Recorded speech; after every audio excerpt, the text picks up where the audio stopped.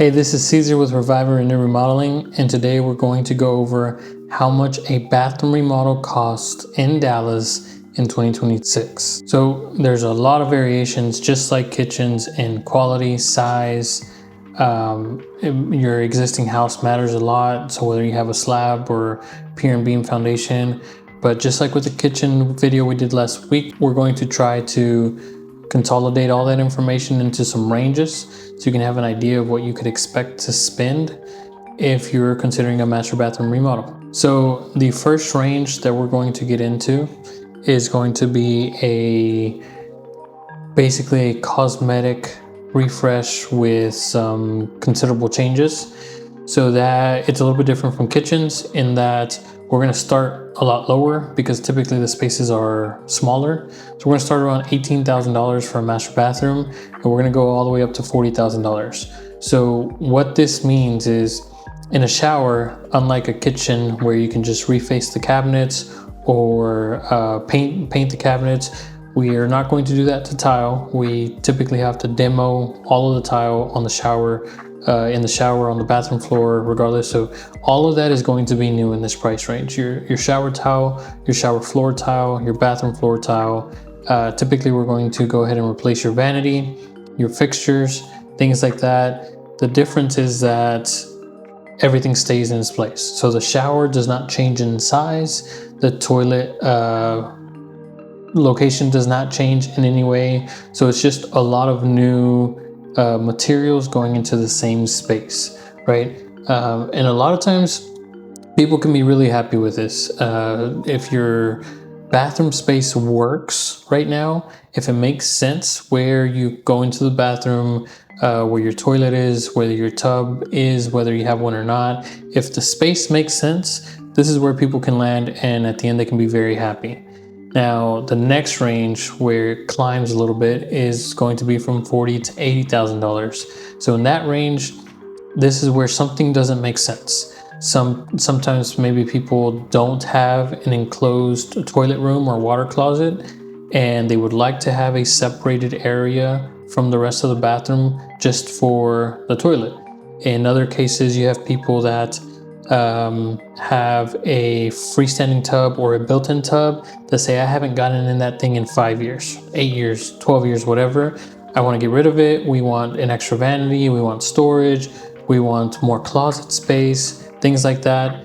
So that's really where things start to change, and we have to get into the plumbing in the wall, in the subfloor, whatever it may be. And so here's what we're going to do, very similar to the first tier, 18 to 40,000. Everything's going to be new, but there is going to be some work that's completed behind the scenes, right? In the wall, in the attic, through your roof with vent caps, vent stacks, and underneath the floor, whether it's concrete or slab.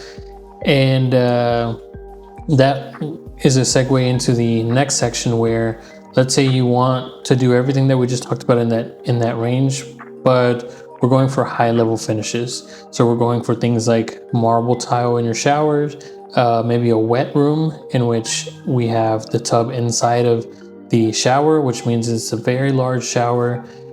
We have custom vanities. We got a major reconfiguration where maybe every single item is going into a new space. And so that the second and third tier tend to be where we do the majority of our work.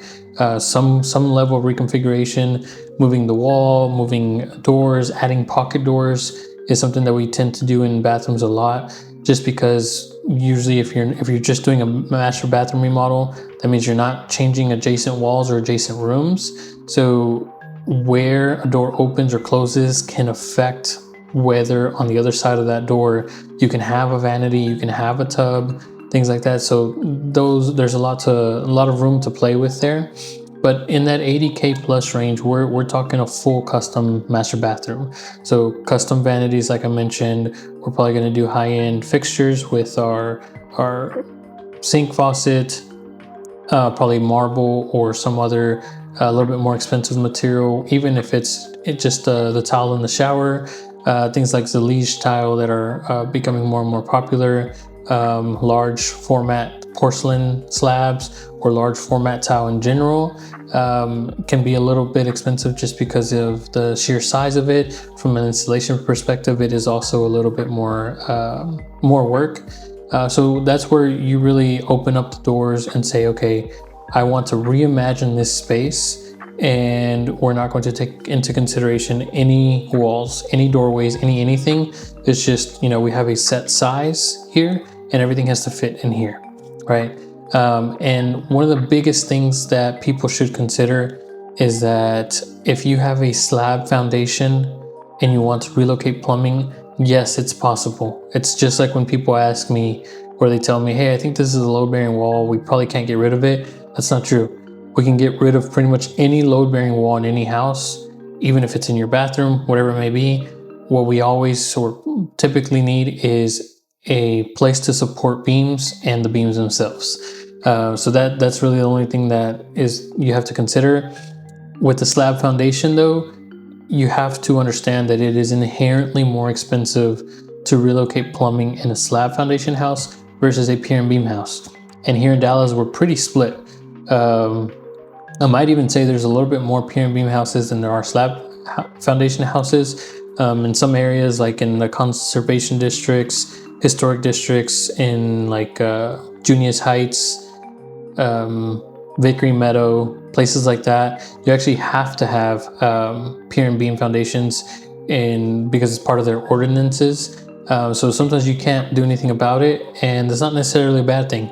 Pier and beam houses are a little bit cheaper than slab foundation houses to work on and relocate things. Because of that reason, we don't have to break up the concrete.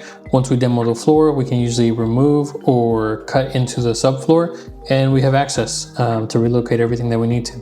So that's a big thing to keep in consideration there. Aside from that, obviously there's some room in all of these, in each of these 3 tiers that can move you up and down, right? You could do basically just a refresh where we're not relocating anything at all, but maybe you already had a large bathroom and everything works, but you want a really custom vanity because you want, a makeup space, or the large towers on the ends, you need more storage. And so we go a little bit on the higher end on materials, but we're not relocating things. So there definitely is some variation there, but in general, those 3 tiers are a good basis for you to try to budget and say, okay, what am I trying to do? And based off of what I'm trying to do, where do I land in these 3 tiers, okay? So in each of those cases, regardless, because we do so much demo, the things that we tend to find that can increase the cost after we've started are vent stacks in the walls that we didn't know are there. Again, if we're not relocating things, then sometimes that doesn't matter and it'll just get covered back up. But then other times when we want to relocate a wall, and there's a vent stack, and a vent stack basically allows your drainage system to breathe, and it goes through your roof. And a lot of times there's not any clear signs of where those are. So if that's in one of your walls and we take it down, then there can be some added cost there. It's usually not super expensive because all we have to do is relocate it, similar to the plumbing. Missing ventilation is huge in Dallas. Most of the houses that we work on have exhaust fans that are really old. But not only that, I'd say like 75 to maybe even 90% of the houses, bathrooms that we work on have exhaust fans that actually exhaust into the attic. And not only is that not a good idea, but that's not up to code anymore. I kind of went under the radar for a while there, but it is not up to code anymore. You have to vent through the attic out of the roof. Okay, so you need a little vent cap that goes on the roof. We have to drill a hole. We have to put the duct from the exhaust fan through your attic. And it honestly is one of the only things that makes sense because the thing about exhausting air from your bathroom is that the primary time and reason that you use the exhaust fan is whenever you're taking a shower. The hot water creates steam. The steam has to go anywhere. We don't want to keep it in an enclosed space in your house. We want to exhaust out of the house, and we don't want to exhaust into your attic where there's insulation, where there's typically not a whole lot of air circulation in your attic. So we don't want to create a moist environment that has air that's not moving. We want to get that moisture out onto the roof, of space that's designed to not allow water in. So the steam will get out on the roof onto your shingles. You might see some condensation up there, but that is totally fine. So those are things that typically can increase the cost a little bit. Again, when we're talking about an exhaust fan, it's not going to be a crazy amount. The other things that can increase the cost that are a little bit crazier can be like water damage, especially on older showers with the concrete mud pans. Those tend to have water damage around the perimeter of the shower. If we're relocating things, it doesn't make that big of a difference because we're probably going to knock down those walls and replace the lumber in there. But in some cases where, let's say you only wanted the cosmetic refresh, there's really no way for us to know for sure that the lumber behind the tile is in good shape. So that's something that can happen on these projects. Now, just to give you guys an example of a project that we recently finished this is on North Haven in, I would say, Preston Hollow or Midway Hollow, I guess, in North Dallas. We did a complete reconfiguration where these homeowners had lived in this house for about 14 years maybe, if I remember correctly. And their toilet room was enclosed, but it had a pocket door on one side and a pocket door on the other side. And one of the pocket doors actually led to the hallway, the main hallway that led to the bedrooms. So anytime anybody was using that toilet, the pocket doors are not super private. You have a little bit more privacy with a standard hung door. And so they didn't have that much privacy. It was kind of one of those things that's awkward to have the toilet right next to the hallway and not have a lot of privacy there. And in their master, this is the master, they actually only had one vanity, one sink, a one sink vanity in front of the toilet. So you can imagine what mornings could be like whenever you have a situation like that. They had a standard tub shower combo. And then their closet was a mixture of several areas and some built-ins. So they never actually really had a traditional closet where you can walk in and hang stuff. They had like built-in cabinets. So we tore this entire thing down. They were on a pier and beam house, so that helped. And so what we did was we created a dedicated space near the hallway that was an enclosed custom closet that was had enough space for both him and her to both hang longer clothes like dresses and things like that, some drawers inside of the closet. Obviously, with it being so new, we got new paint and drywall on the walls, new tile flooring, so everything is pretty much new. And so it looks beautiful, works a lot better. And so now you actually have to walk through the hallway to their bedroom. And then once you enter the bedroom, then you can enter the bathroom. And so we were able to fit a toilet in an enclosed area with its own door now away from the hallway. We actually added a window because there was no natural light in this area at all. So we added a window. We were able to add a dual sink vanity. And we were able to add a freestanding tub across from the shower. And their shower was a pretty standard 30-inch by 60-inch walk-in shower with a frameless glass door, a new working exhaust fan. Each one of these areas had pocket doors now because it's a lot more private and they don't need the privacy from the rest of the house. They maybe just need privacy from each other in certain instances. And so this project cost roughly $76,000. And like I said, it was pier and beam, so that helped a lot. The spot where we didn't go overkill, which didn't increase the project beyond that $80,000 threshold where I was talking about you kind of go to the next tier, is where our finishes.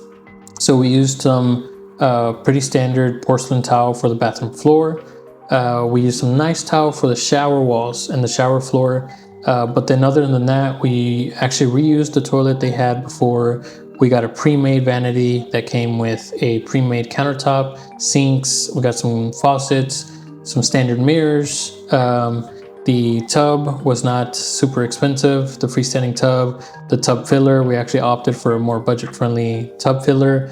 And so even though we did a lot of work, we didn't go overkill on the actual selections and finishes, which is what allowed us to stay below the $80,000 threshold. And so that's one of the things that where you can do, where I said earlier, it kind of depends on where you end up being in the thresholds depends on what you're going for, what the objective is, and we like to help you get there. Just because we're doing a large project doesn't mean we're going to try to tag on, you know, expensive selections and expensive materials. It's all about your budget, what you feel comfortable with, and what you're planning on spending.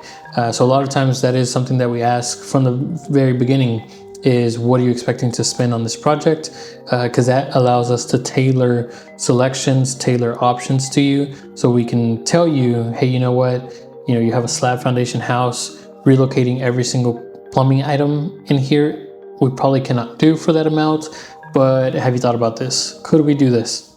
Right? So hopefully this video has been helpful. We're going to, once we've got the project photos sent back to us for this project, we'll actually link the project portfolio on our website for this specific project that I mentioned.